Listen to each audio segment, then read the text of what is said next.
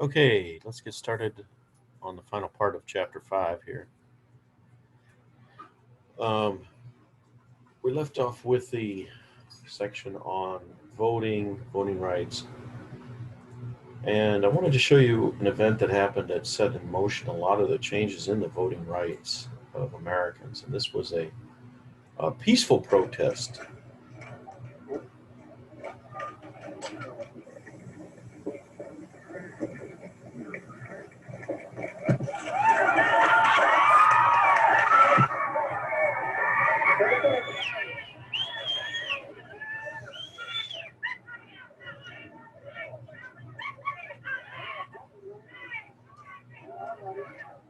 At times, history and fate meet at a single time, in a single place, to shape a turning point in man's unending search for freedom.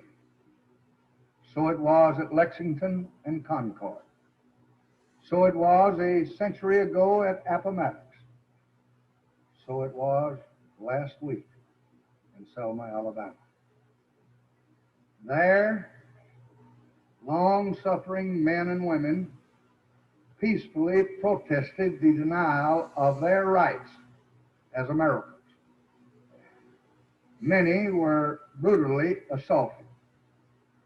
One good man, a man of God, was killed.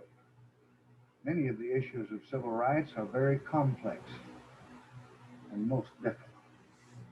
But about this, there can and should be no argument. Every American citizen must have an equal right to vote.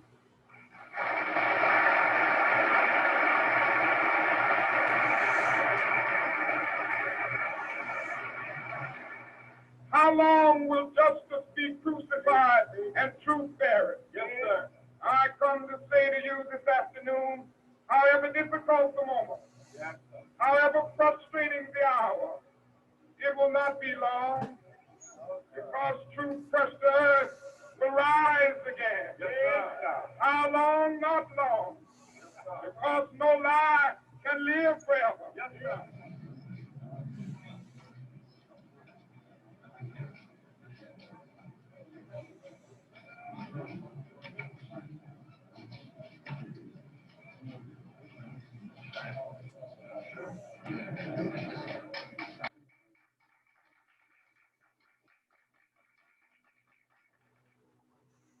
Swing trader from Invest. Alrighty.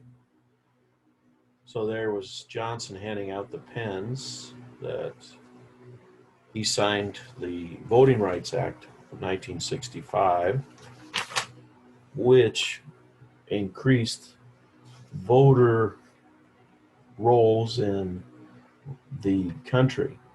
It abolished all literacy tests, and prohibited residency requirements of more than 30 days. So it was quite a event.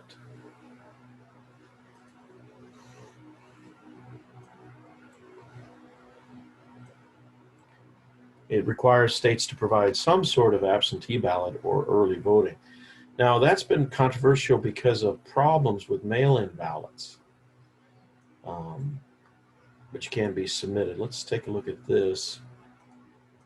There's been a lot of talk recently about mail-in voting as a means to replace in-person voting. Many claim that it's just as safe as voting in person. But did you know that in past elections, hundreds of thousands of ballots sent back by voters have been rejected by election officials for defects? Millions more have been undelivered, misdelivered, or reported missing. According to the U.S. Election Assistance Commission, since 2012, 2 million ballots were returned as undeliverable, and more than 28 million ballots were unaccounted for. To say it another way, no one knows what happened to them. Unlike polling place ballots, the absentee ballot system introduces huge blind spots in the chain of custody. It can make voters subject to pressure, coercion, and intimidation in their homes by candidates campaign staffers, party activists, and political guns for hire. It can also create opportunities for fraudulent ballot harvesting. Have you heard of ballot harvesting? It's when a third party collects and delivers absentee ballots on behalf of other voters. It's legal in more than half of US states and the District of Columbia. But fraud can easily be committed by those collecting the ballots. Take North Carolina, for example. A Republican political operative illegally collected and tampered with voters' ballots in 2016 and 2018.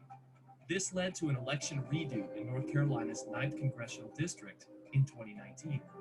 But fraud is not the only issue with a mail-in ballot system. As recent primary elections have demonstrated, the United States Postal Service is not prepared to handle the huge influx of mail-in ballots in the wake of the COVID-19 pandemic. Take New York's June primary. Due to COVID-19, there was a huge increase in mail-in voting. The result? Disaster. The Postal Service failed to postmark thousands of ballots being sent back by voters, leading to those ballots being disqualified and rejected. Many ballots were also delivered to voters too late, effectively making it impossible for eligible voters to return their ballots in time to be counted. Additionally, state election officials were not prepared for the massive number of mail-in ballots, delaying the results for weeks. Ultimately, 1 in 5 mail-in ballots in New York City were rejected. That means 84,000 ballots, or 21%, were not counted. New York's train wreck of a primary is not a standalone case. Recent primaries across the country that attempted or encouraged universal mail-in voting suffered similar lapses in the system that led to the disenfranchisement of thousands of voters. But these examples are just primaries, and they typically have a far lower participation rate than the general election. Of course, those who are most at risk or too sick or disabled to vote in person should be able to vote with absentee ballots. But the rest of us should be able to vote at our polling place in person, using the same health safety protocols we're using to go to the pharmacy or grocery stores. Voting is one of the most solemn patriotic duties we have as citizens of this great country. We have the right to ensure our vote will be counted when we ourselves drop it in the ballot box, rather than depending on the Postal Service or some stranger to maybe, hopefully, deliver our ballot and not change who we voted for.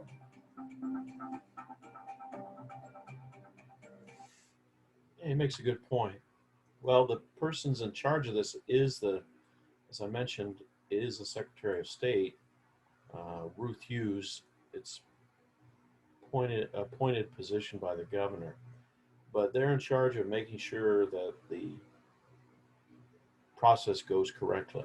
This is their website, and they have all the information on how to get on the ballot and all that kind of stuff. Now, it's implemented, as I mentioned, by the county. In Webb County, we do have a elections department, and Jose Tellez is the elections administrator. So he makes sure that all the ballots are delivered. The sheriff's department is in charge of picking the ballots up, and we will have on-site balloting. This is a great source to get information on what you need to do at the polling place. 37 days till election. The last day to register is October 5th. That's 30 days out from the election. Early voting starts in a couple weeks. The last day to apply for a ballot by mail is October 23rd. So you have to apply for a ballot in Texas, unlike some other states.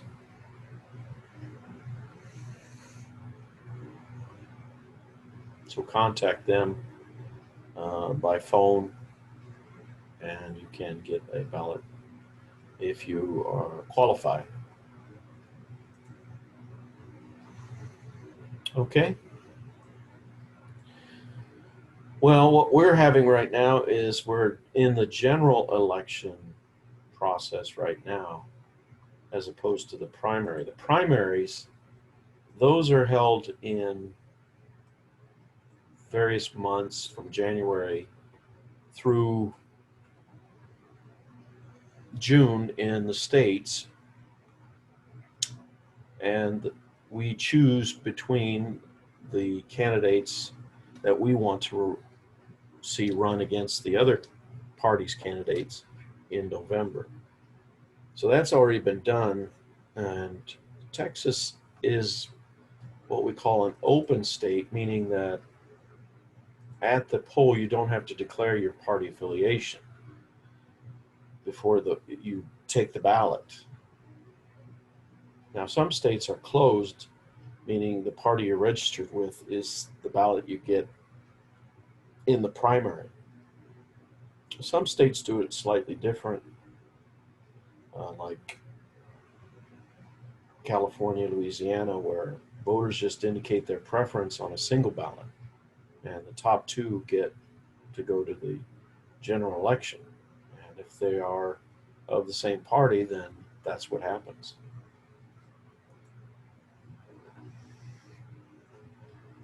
Now, the Texas primaries have a closed aspect in that you can only vote in your party's primary once you voted in the initial one. In a runoff, you have to go to your party's primary.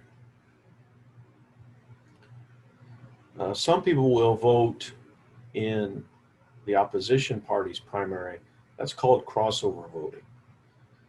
What they do is they'll vote in the primaries of, let's say, the Democrat Party, and then in the general election in November, they'll cross over and vote Republican.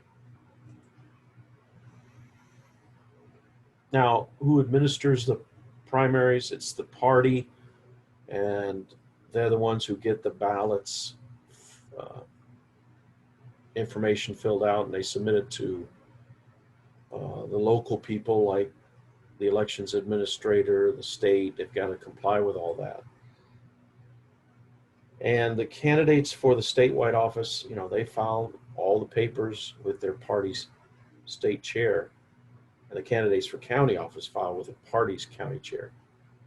Now, the money to pay for all this is paid by the candidates. They have to submit filing fees, and they get those fees from us, the donors.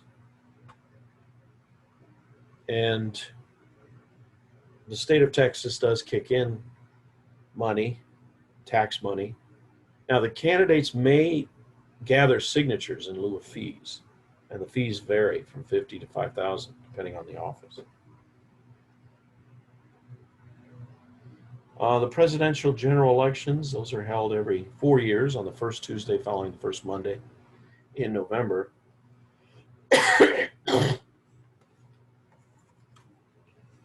This year it's November 3rd.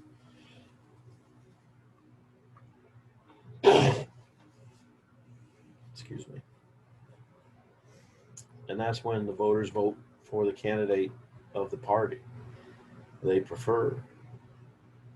Now, the winning party selects the electors for the Electoral College vote.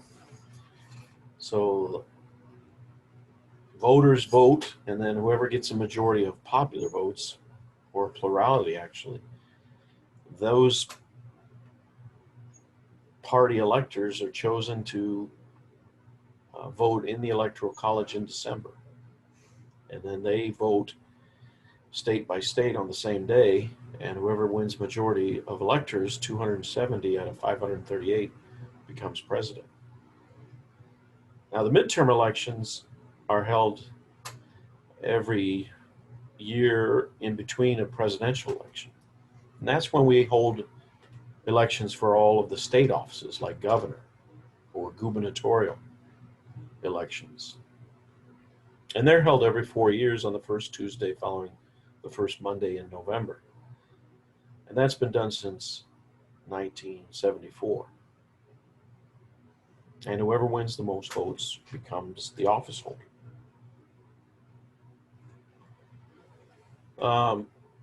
March, here's an example of the primaries.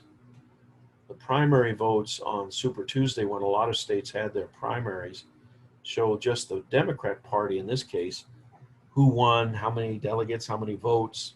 And you can see that Texas voted mostly for Biden.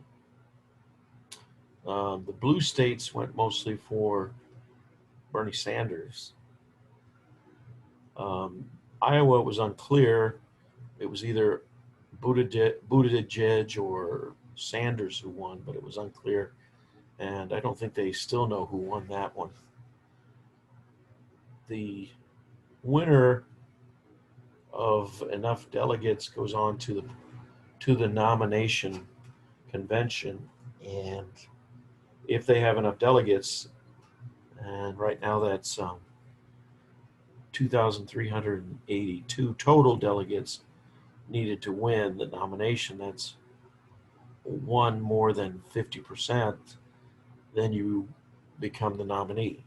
So you need 2,382 out of 4,700.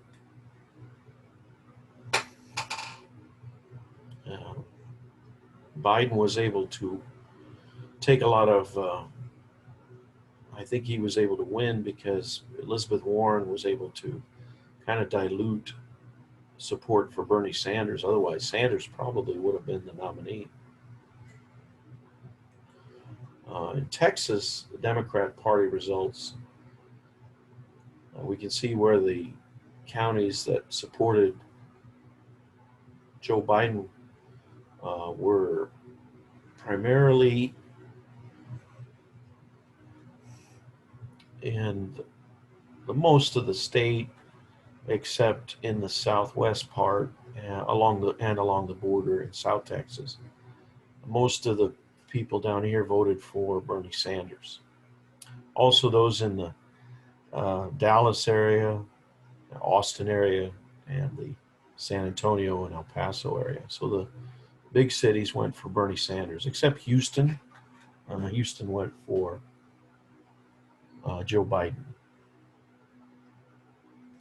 Some counties there was a tie, and some counties did go for Bloomberg. Now, for the Republican Party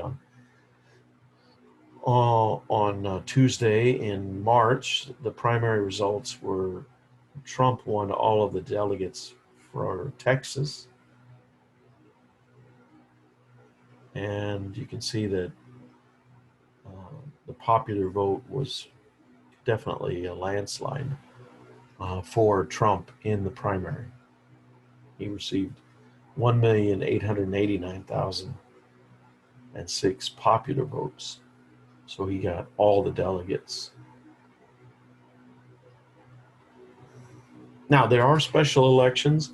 They're designed to meet special or emergency needs, such as ratification of constitutional amendments or to fill vacant offices. In U.S. House and Senate seats, state legislative seats, city councils and home rule cities can hold special elections, and other vacancies are filled by the appointment of the governor. Now, runoffs are required for special elections, and this has been the case since the 50s.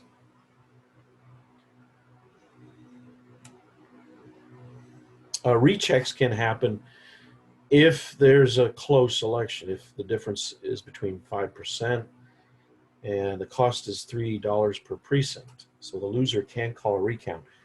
Now, your loser is liable for the entire cost unless the outcome is tied or reversed. And all precincts must be tallied in disputed elections. Now, tie votes are kind of interesting. What happens in a tie vote is you can decide by state law to do a drawing lots process or a coin toss, which was done in a Texas City Council election In a little over 4 hours, a city council election in Wolfforth, Texas will be decided. That's about 20 miles west of Lubbock. Only in this case, there will not be a runoff. This election will be decided with a coin toss. Sounds simple enough, right? Not so much.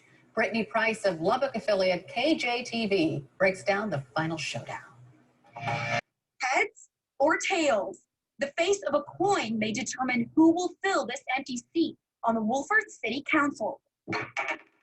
It's a 50-50 chance for Bruce McNair or Brian Studer. When the city secretary texted me that we'd tied the other night, that was my first thought. And I texted her back, can we just flip a coin? More of a joke. Didn't know if we could really do that or not. It turns out they can. I didn't want to concede because I would just be giving up. And certainly spending taxpayers' money to do another election was a ridiculous thought. So the other option was to cast lots, as they called it. Because of its small population, Wolfforth is a general law city and operates under state law instead of a city charter. But the flip of a coin isn't as simple as it seems. I'm trying to decide about how you flip, who calls it, that type of thing, to make sure that everybody's going to be made happy at the end of this whole deal. It becomes a little bit more elaborate to keep it fair. Wolfforth City Manager Daryl Newsom says the city's attorney has written up a 3-page agreement detailing exactly how the toss will transpire. I will actually write heads and tails on equal-sized pieces of paper. We'll put them into a hat. Then they'll both open them at the same time. And a regular quarter won't cut it. Then we'll actually use a dollar coin, which is stipulated in the agreement. And then we'll do it just like a football game. We'll flip it in the air, let it land on the ground, and then determine whether it's heads or tails. That was Brittany Price reporting. The Lubbock Avalanche Journal is reporting the coin toss will happen around 1:30 Eastern. Well, in that election, the gentleman here, pictured here, I think he's a church administrator. I think that was his job or something like that. McNair, Bruce McNair. He's the one who did win the election. He called, I think, heads, and he got the coin toss. Well, let's see. I think that was about it for chapter number 5. So, just to review, going back up to the voting, you can begin your voting as early as 17 days before the election, which we'll have. You can vote absentee, but again, you have to request a ballot, and you have to meet these circumstances in Texas. And you can vote by fax in a combat zone or electronic voting like this astronaut did.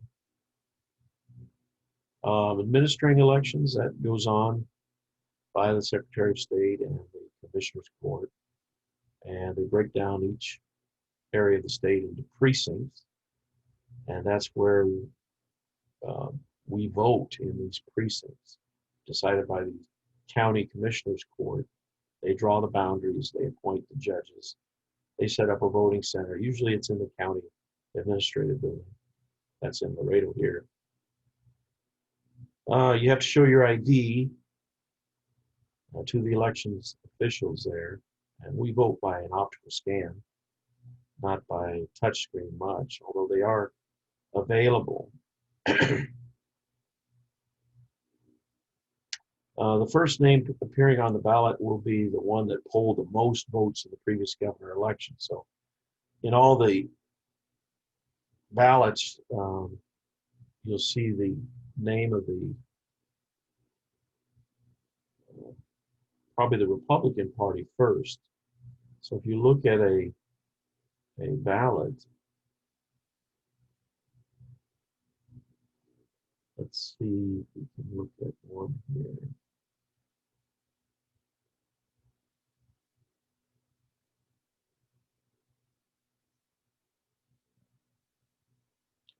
You'll see what I'm talking about here. I can find, here it is.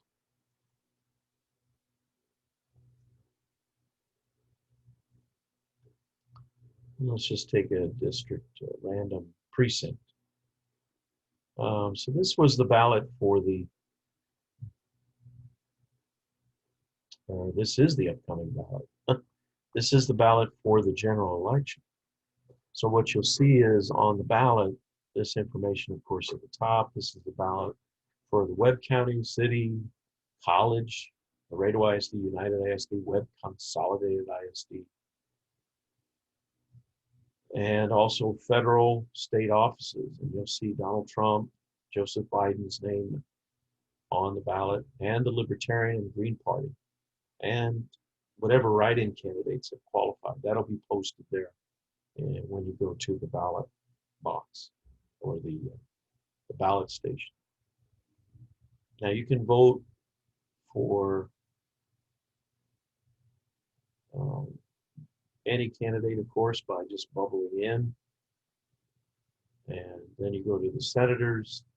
Notice how the Republicans are always listed first. That's because the Republican Party has been able to manage to get their governor candidate elected over the last 25 years.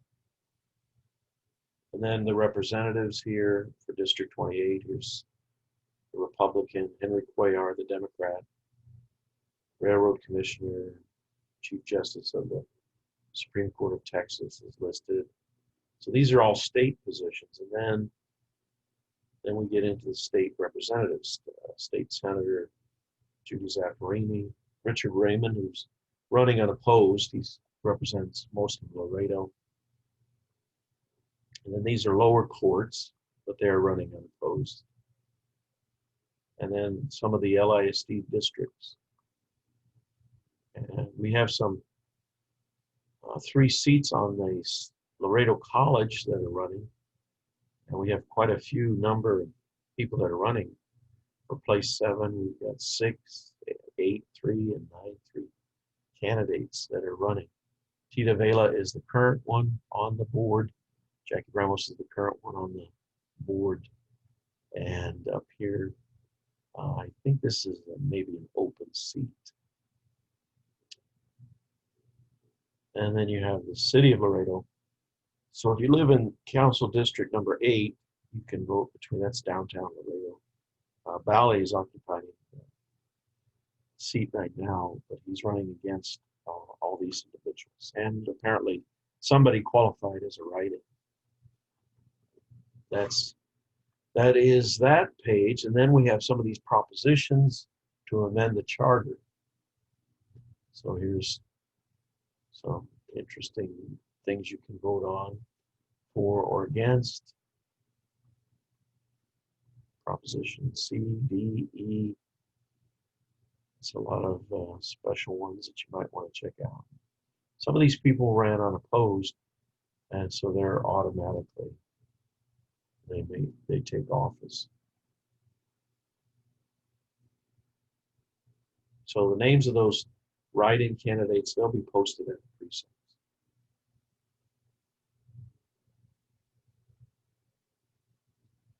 And this ballot is given to you, and you go to the booth, and it's got 3 sides on it. So it is a secret ballot. The printing is done at public expense. And then, now there might be some poll watchers that watch, but they're legal. They just cannot talk to you while you're voting. They can't watch you mark it. They just make sure no ballot stuffing happens. Now again, the party primary, that happens in March in Texas. And that's been around since '06. And that's when the parties nominate their candidates. And the political party whose gubernatorial candidate received 20% or more, they must use what they call as primaries. If they didn't, they could have got to hold a convention to nominate candidates. So in a direct primary, which is what we have in Texas, we select the candidates to represent our party in the general election. If nobody wins 50% or a majority, then there is a runoff that's held a month after the first primary to allow party members to choose a candidate from the top 2 vote getters. We operate as an open primary. That means you don't have to declare your party affiliation. You can crossover vote. That means if you vote in the primary, then crossover vote for the other party in the general. That's perfectly legal. This is how we administer and finance the primaries. And the general election is held in the fall. That's what we're coming up to, which is 37 days away. And this year is a presidential election. In 2 years, we'll have a midterm election. And these are just some examples of results from the party primary back in March. There's Texas's results. For the Democrats, they went between all these candidates, and the Republicans had these candidates. As you can see, it was not much of a contest among the Republicans. Special elections are designed to meet emergencies when somebody resigns, dies, and there can be rechecks and tie votes. So this will conclude chapter 5, and I'll see you soon for chapter 6. Thank you for your attention.